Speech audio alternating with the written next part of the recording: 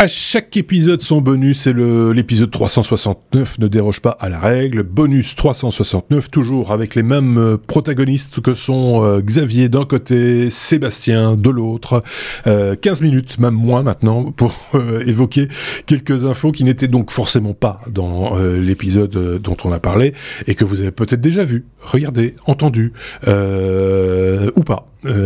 Ceci dit, vous pouvez très bien regarder l'épisode quand vous le voulez, même après avoir consommé le bonus. On commence avec Xavier. On va parler d'art, Xavier, et de DALL-E, ou DALL-E, je pense que c'est comme ça qu'on le dit, qui est ouvert maintenant à tous. Tu vas nous expliquer de quoi il s'agit. Oui, donc c'est la version 2 de cet outil de création d'images par intelligence artificielle. On en avait déjà parlé, hein.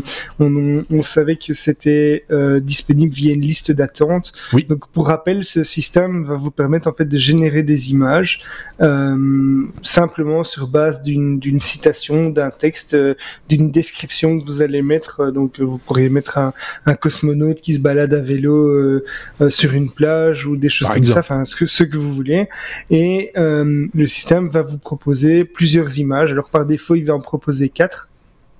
Vous pouvez faire votre sélection et l'améliorer en plus par des styles.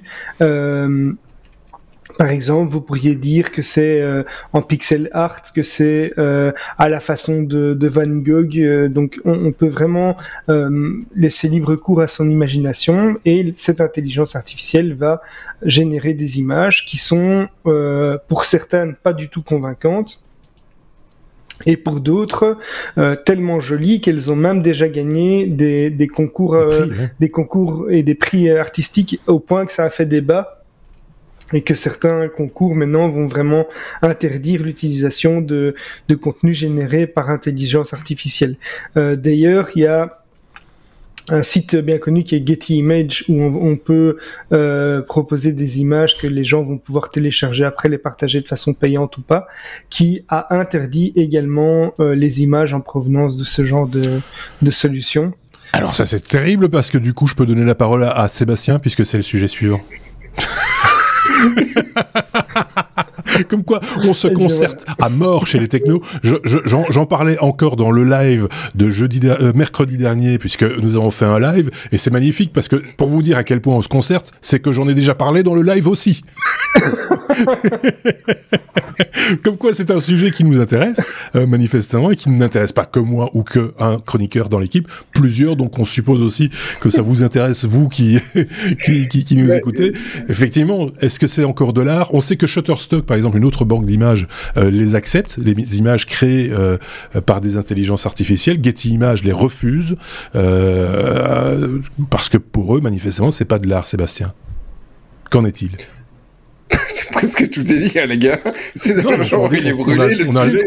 On a le temps d'en débattre. On a le temps d'en débattre, oui. Ouais. Et donc, effectivement, mais c'est une question. Le problème, c'est pas juste ça génère des images et donc ça n'a pas de valeur. C'est en tout cas pour Getty, le problème, c'est pour créer ces images, ils se sont basés sur toute une série d'images. L'intelligence artificielle n'a pas inventé par magie. Et donc, ils se sont basés sur tous les tableaux de peintres, sur toute une série d'illustrations. Et donc, ce que Getty met en exergue, c'est attention, il n'est pas impossible que ce que l'intelligence artificielle va sortir soit tellement inspiré d'un artiste que, d'une certaine manière, la propriété intellectuelle lui revienne. Et donc, qu'on ne peut pas facilement faire la différence entre ce qui est ressorti de... Ouais.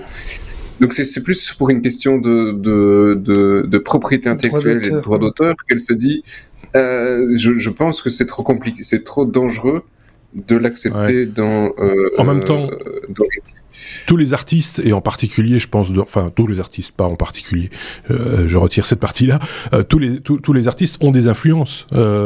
Tu peux être un peintre, faire des œuvres tout à fait originales, mais avoir été très influencé par l'œuvre je sais pas, de Picasso ou de Gauguin ou que sais-je.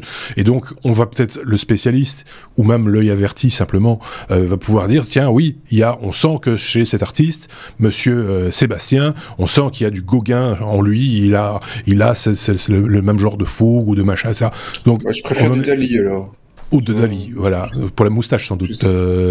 Mais c'est vrai qu'il y a parfois des images où on pourrait se demander si l'image générée ne contient pas un bout d'une autre image qui existe. Et ça, j'ai l'impression que c'est un peu le cas, parce que j'ai un collègue qui a fait le test en tapant différentes phrases. Alors, je ne connais pas les phrases qu'il a tapées exactement, mais il a eu c'est des espèces de redondance d'un personnage dans un coucher de soleil, etc., qui revenait spontanément dans les différents plans qu'il avait générés, en quelque sorte.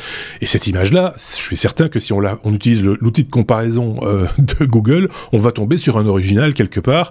L'IA s'est inspirée certainement d'une image existante, puisqu'effectivement, il y a eu du machine learning derrière pour pouvoir alimenter la bête. Donc, forcément, celui qui a eu l'idée de mettre un personnage comme ça au milieu de l'image sur un coucher de soleil pourrait peut-être revendiquer la paternité de l'image. C'est de ça dont il est question, en tout cas. C'est ça que veut effectivement prémunir Getty. Donc tu peux pas leur dire qu'ils ont totalement tort. C'est tellement récent que là, tout de suite, oui, bien sûr. Il n'y a pas de jurisprudence, c'est pas évident. Même en jurisprudence, il va falloir donner une certaine qualité sur ce que fait l'IA. En droit d'auteur, c'est une question qui sera pas facile à trancher. Et puis il y a le volume aussi. Enfin, quand je parle de volume, c'est la quantité d'images que tu peux générer en finalement très très peu de temps, puisque tu n'as plus de technique de photographie ou de peinture, ou etc., etc. Tu fais une liste de phrases, tac, à la volée, tu les tapes dans la I, il te génère des fichiers, tu les refiles à Getty Images. Il y en a bien une ou deux qui vont être vendus, puisque je rappelle que c'est une banque d'images, hein, Getty, donc il monétise les œuvres qui sont à leur disposition, et comme ça tu peux noyer le marché avec des choses finalement qui ont été créées simplement par une machine. J'extrapole, mais on en est un petit peu là aussi. Xavier. Ça c'est fait dans la NFT. Oui, c'est juste pour dire que la fin de ma première news, c'était que maintenant, ce n'est plus sur liste d'attente, c'est ouvert à tout le monde peut s'inscrire. Donc, essayez Dali, n'essayez pas de faire rentrer votre image chez Getty, allez chez Shutterstock. Voilà la conclusion de ces deux news proposées conjointement par Xavier et Sébastien. Xavier, je te rends la parole pour parler cette fois de tout à fait autre chose, de sécurité ou de santé, puisqu'on va parler hacking. Oui, et c'est marrant parce que je m'aperçois que une des images qui illustre cet article dans le site que je vois provient de Getty Images. Donc voilà, la news c'est qu'en fait il y a une cyberattaque qui a eu lieu contre un centre hospitalier de Corbeil-Essonnes. Les pirates ont menacé, s'ils n'avaient pas une rançon, de publier les données, et ils demandaient une rançon de 2 millions de dollars qui avait diminué jusqu'à 2 millions de dollars, mais comme ils n'ont rien reçu, eh ben ils ont publié un premier jeu de données. Alors on sait que le centre a été piraté, qu'il y a un premier fichier qui a été compacté avec une taille de 11 gigas de données qui contiennent des données de patients, du personnel, des partenaires, qui contiennent surtout des informations administratives, mais apparemment, d'après ce que le centre dit, il n'y aurait pas de données trop sensibles par rapport à la santé, même si les pirates, eux disent qu'ils vont certainement pouvoir monnayer ça aussi d'une autre façon.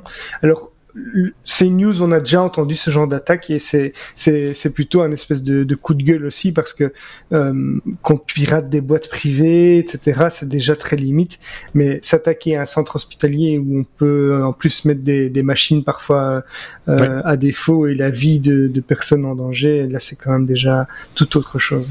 Oui, et simplement le fait que c'est une rupture de... Enfin voilà, tu prends un rendez-vous pour un examen, des fois ça prend plusieurs semaines, voire plusieurs mois pour obtenir le rendez-vous, et puis il est annulé parce que il y a eu une tentative, ou même le résultat d'un piratage. Ça met à mal toute la chaîne médicale et voilà, la sécurité des patients. Je suis certain que Sébastien a un avis aussi sur cette question. Ouais, c'est pas le premier groupe, je recherchais... Non, il y en a eu d'autres. En Belgique aussi, il y en a eu. Mais on n'a pas toujours la finalité. Souvent, on nous dit non, ils n'ont pas accepté de payer, ils n'ont pas... Et il ne se passe rien derrière. En tout cas, on n'a jamais les suites. Ici, pour une fois, il faut le reconnaître, on a les suites, la conséquence du choix qui a été posé. Ouais, c'est pas évident. Maintenant, t'as même des assurances qui peuvent payer pour toi en cas de ransomware ou de ce genre de truc. Donc ça commence à rentrer dans les mœurs que voilà, on peut se prémunir, en tout cas d'un point de vue business, pour payer les rançons si ça t'arrive à une certaine somme. Mitigé. Alors, maintenant, après, tout dépend toujours de ce qui est publié. Maintenant, mettre l'hôpital par terre, c'est pas top, mais si tu vas publier la photo d'un tibia ou les radios d'un truc, ouais, bon.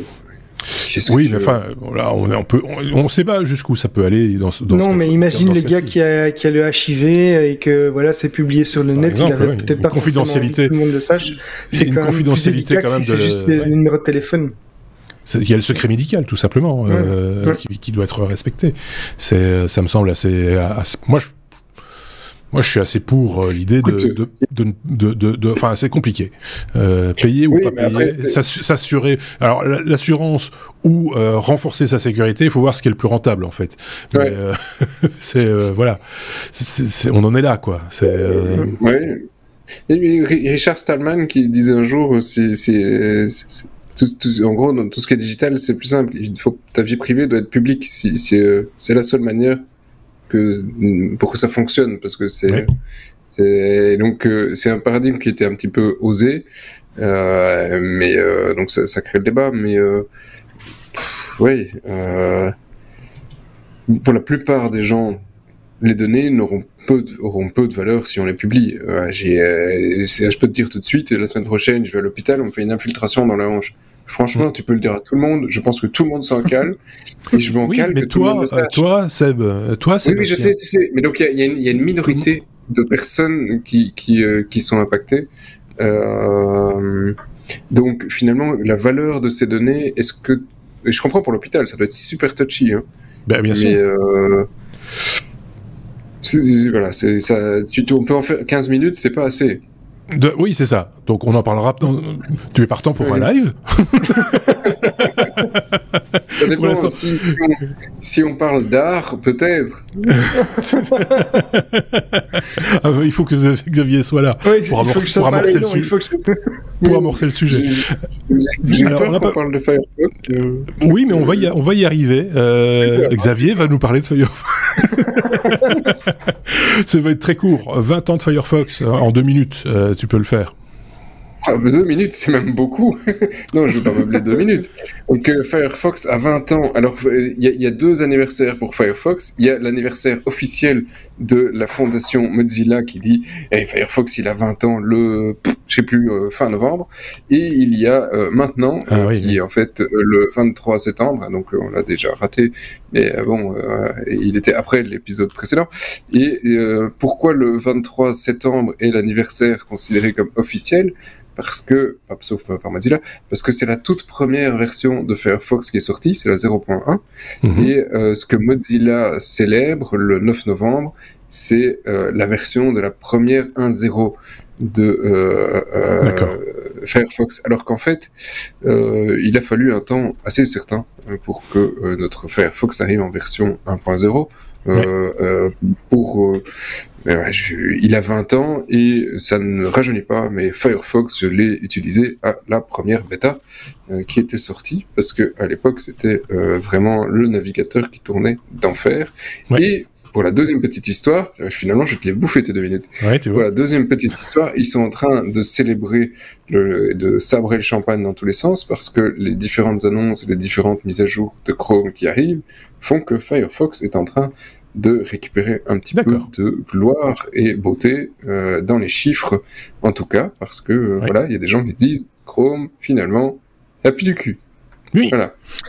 Je regarde pour le moment, ils sont quand même qu'à 3,4% de part de marché dans le monde. Ne casse pas l'engouement et retourne à tes sujets, s'il te plaît.